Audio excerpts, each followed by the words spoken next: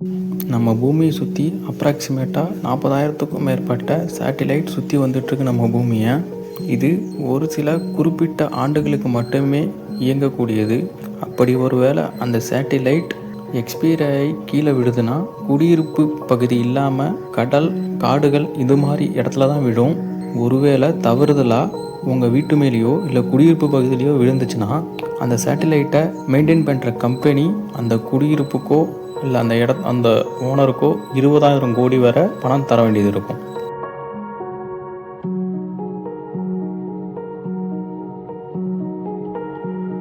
இந்த விலங்குகிட்ட வேற எந்த விலங்காவது சண்டைக்கு வந்துச்சுன்னா அதை மொத்தமாக முடிச்சு விட்டுரும். இந்த விலங்கு பேர் தான் முள்ளம்பன்றி. அதோட பேருக்கு ஏற்ற மாதிரியே அதோட முதுகுல முள்ள ஆயுதமாக வச்சிருக்கும். வேற எந்த விலங்காவது இதை தாக்க வரும்போது மயில் தோகையை விரிக்கிற மாதிரி இது முதுகுக்கு பின்னாடி இருக்கிற முள்ள விரிச்சு மற்ற விலங்கு கிட்ட இருந்து அதை காப்பாத்திக்கும். வேற எந்த விலங்காவது இதை தாக்க வரும்போது அந்த முள் குத்தி காயமடையும்.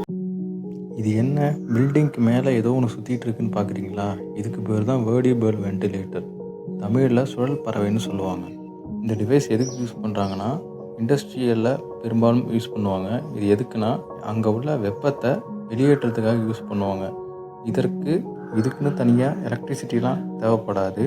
வெளிப்புறத்தில் உள்ள காற்று எப்படி அடிக்குதோ அதை பொறுத்து தானாகவே சுழன்று உள்ள வெப்பத்தை வெளியேற்றும்.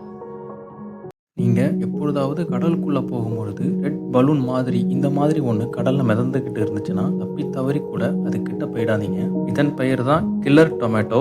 யூஎஸ் நேவி இதை கடலில் போட்டுட்டு ஷூட்டிங் ப்ராக்டிக்ஸ் பண்ணிட்டு இருப்பாங்க. அந்த டயத்தில் நம்ம போனோம்னா அவ்வளோதான். என்னடா இது வித்தியாசமான ஹெலிகாப்டராக இருக்குன்னு பார்க்குறீங்களா? இதோட ரெக்கையும் ஒன்றுக்கு ஒன்று மோதுற மாதிரியே சுற்றிக்கிட்டு இருக்கும். ஆனால் இதனுடைய ரெக்கை எப்போதும் ஒன்றுக்கு ஒன்று மோதிக்காது.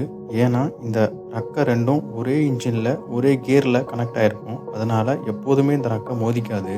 இந்த ஹெலிகாப்டரில் மனுஷங்கள்லாம் பயணிக்க முடியாது. ஒரே ஒரு ஆள் மட்டும்தான் பயணிக்க முடியும். அதுவும் பைலட் மட்டும்தான். இந்த ஹெலிகாப்டரோட யூஸ் என்னென்னா ஹெவியான பொருட்களை தூக்குறதுக்கும் மற்றும் ஹெவி லோடட். இந்த ஹெலிகாப்டரோட பயன் என்னென்னா ஹெவியான பொருளை தூக்குறதுக்கும் பயன்படும். இது ஹெவி வெயிட் கேரிங் ஹெலிகாப்டர் என்ன சொல்லுவாங்க. நீங்கள் கண்டெய்னர் கப்பல் நிறைய பார்த்துருப்பீங்க. அதில் ஏற்றிட்டு போகிற கண்டெய்னர் நடுக்கடலில் கப்பல் போயிட்டு இருக்கும்போது அந்த கண்டெய்னர் கீழே விழுந்துச்சுன்னா என்ன பண்ணுவாங்கன்னு யோசிச்சு பார்த்துருக்கீங்களா? வருடந்தோறும் 20,000 கண்டெய்னர்ஸ் கிட்ட நடுக்கடலில் விழுந்துக்கிட்டு தான் இருக்குது. அந்த கண்டெய்னரை திருப்பி எடுக்கலாம் மாட்டாங்க. விழுந்த இடத்துலையே போட்டுட்டு போயிடுவாங்க. ஏன்னா அதை எடுக்க முயற்சிக்கும் போது அதுக்கான செலவு ரொம்ப அதிகமாகும்.